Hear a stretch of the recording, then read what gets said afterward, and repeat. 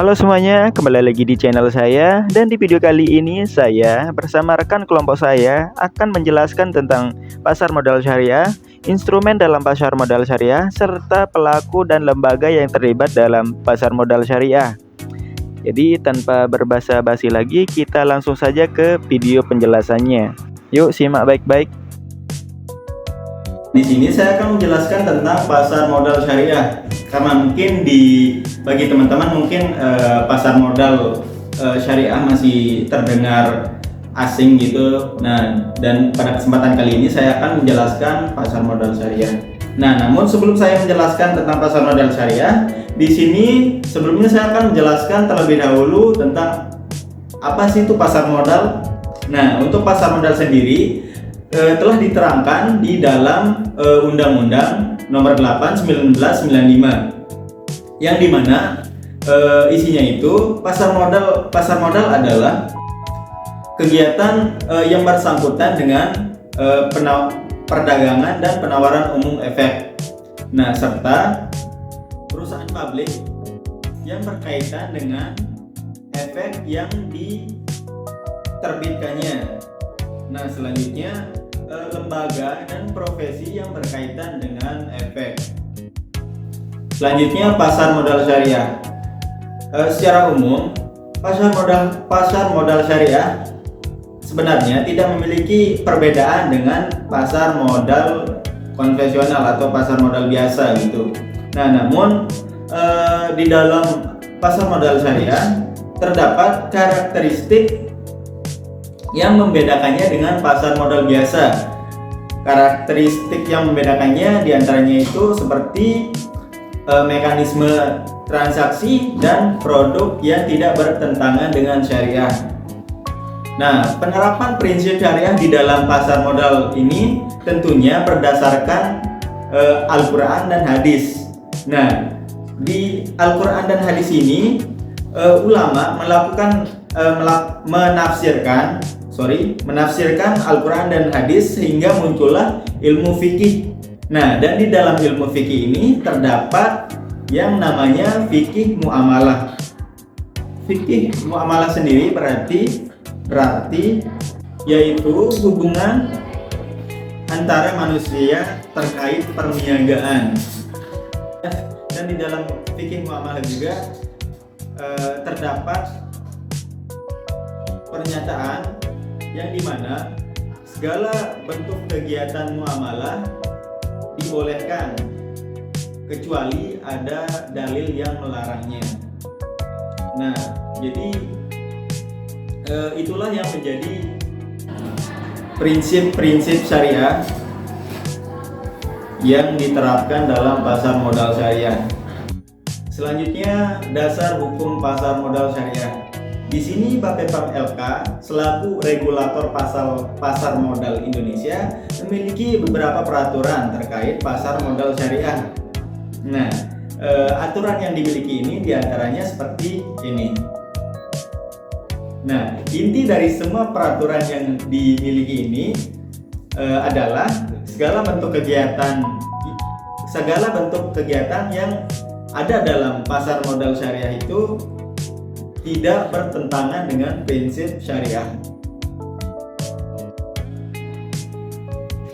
Ya, di sini saya akan jelaskan tentang instrumen pasar modal syariah. Di sini saya mengambil ada 3 instrumen ya. Ini berdasarkan data yang terambil dari OJK dan Kemenq atau Kementerian Keuangan. Di sini yang pertama adalah reksadana syariah. Apa sih reksadana syariah? Nah, reksadana syariah merupakan suatu wadah bagi kita untuk menghimpun dana yang nantinya akan dikelola oleh manajer investasi. Nah, dana yang kita tersebut nantinya akan diinvestasikan pada suatu berharga seperti saham dan obligasi. Di sini ada pula pilihan instrumen pasar uang di portofolio penempatan dana di pasar keuangan syariah seperti saham syariah dan sukuk. Yang kedua, sini ada sukuk. Yang kedua adalah saham syariah. Nah, saham syariah merupakan surat bukti tanda penyertaan modal seseorang ataupun berusaha di suatu perusahaan dengan tidak bertentangan dengan prinsip-prinsip Islam. Nah, dengan kata lain, pemilik saham merupakan pemilik perusahaan. Nah, gitu ya. Nah, di sini ada dua jenis saham syariah di pasar modal syariah Indonesia. Yang pertama, pasar modal. Yang pertama saham yang dicatatkan sebagai saham syariah di perusahaan publik syariah Indonesia. Yang kedua, saham syariah, saham yang memenuhi kriteria seleksi saham syariah. Ketiga adalah sukuk. Sukuk merupakan surat berharga jangka panjang berdasarkan prinsip syariah. Nah, sukuk ini dikeluarkan oleh emiten kepada pemegang sukuk, yang mengharuskan emiten ini untuk membayarkan penghasilannya berupa bagi hasil dan membayarkan dana obligasi pada saat jatuh tempo. Selanjutnya itu pihak dan lembaga yang terlibat dalam pasar modal syariah. Ada beberapa pihak dan lembaga yang terlibat dalam pasar modal syariah. Yang pertama itu Kementerian Keuangan. Kementerian Keuangan ini merupakan lembaga kenegaraan yang berada di dalam naungan Menteri Keuangan dan bertanggung jawab langsung kepada Presiden. Adapun tugas dari Kementerian Keuangan ini sebagai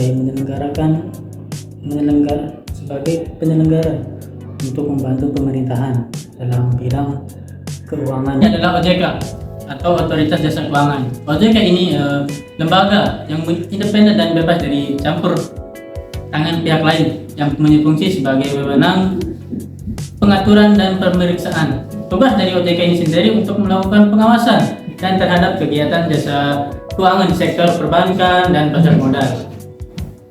Yang ketiga itu Bursa Efek Indonesia atau IDX.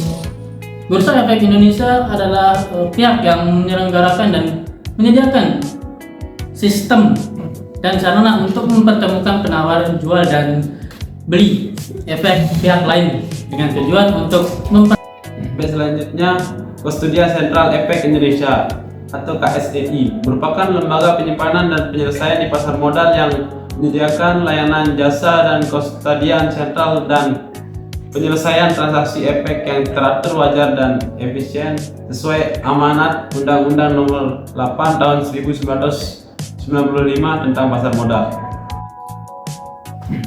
Selanjutnya, Clearing Penjamin Efek Indonesia atau EDIK adalah pihak yang menyelenggarakan jasa clearing dan penjamin penyelesaian transaksi bursa.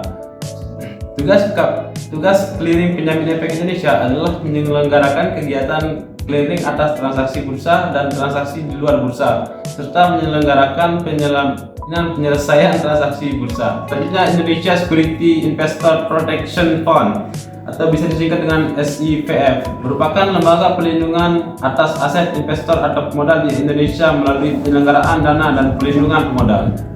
Baik, selanjutnya materi terakhir yaitu Dewan Syariah Nasional Majelis Ulama Indonesia atau bisa disebut dengan DSN MUI. Tugas pokok yang dimiliki oleh DSN MUI diantaranya adalah menetapkan fatwa, mengawasi kesesuaian syariah, membuat pedoman implementasi fatwa, menerbitkan sertifikat kesesuaian syariah, menyelenggarakan program sertifikat kesesuaian syariah, dan menyediakan sarana edukasi dan literasi mengenai keuangan syariah.